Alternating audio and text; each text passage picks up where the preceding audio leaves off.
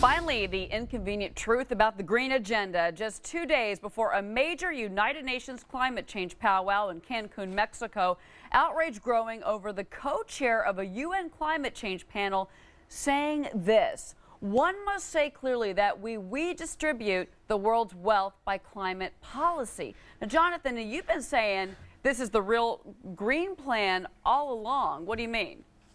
Yeah, and Cheryl, words mean something. So when the co-head of the UN climate change panel says it's about redistribution, just like the president a couple of years ago, believe him, right? I mean, their belief is that the wealthy, industrialized countries, that is, the capitalist countries, have exploited the poor, they've exploited the earth, that business would, poison us all if not for the UN climate change panel, and that the U.S. owes, now this is their words, a climate debt for, wait for it, the Industrial Revolution.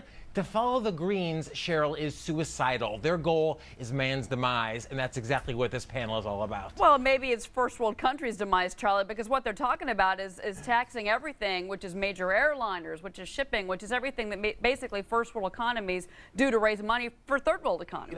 Guys, when was the last time you heard of a free market capitalist being part of this green agenda? I mean, all you have to really do is look at the president's former green czar, Van Jones, who was a borderline Marxist. I mean, that's what he was. He was in the administration. Besides some of the other dopey things the guy believed in, this guy was very far left, and none of this surprises me. Well, what surprised me, Mark, is that this guy's a high-ranking member, and he was saying basically that this summit in Cancun is basically nothing more. It's not even a climate conference; it's an economic conference, the biggest since we've had since World War II. He's basically saying this isn't about climate; it's about money. That's what we're going to be talking about this week. Well, Cheryl, conservatives have been telling us for decades the United Nations is irrelevant, and now we're supposed to believe that some high-level German bureaucrat in the United Nations has uncovered a secret conspiracy theory. It's the left. It's the left. It's the left. The people like you that have made them relevant. Mark, it's his prediction. Mark, he's a co-chair. I mean, this is his prediction of what he already knows the agenda. He gave an interview and said this. Here's the point. We have island nations like Kiribati and Tuvalu in the Pacific that are looking to basically abandon their nations. In Washington, D.C., where I live, they're actually going to have to build these big storm walls to protect the National Mall from the upcoming tides, and people are still hiding their heads and pretending like global warming doesn't exist. I don't care what the bureaucrat says. Science is science, and because of these companies polluting the air, all of us have to take precautions. But wait, is the solution to climate change to punish first world economies and give money and redistribute money from first world economies to third world economies? We already kind of do that through charitable giving. No, the part I love is that you have connected, Mark, so quickly, climate change, with global warming and the environment. They don't have anything to do with each other. I mean,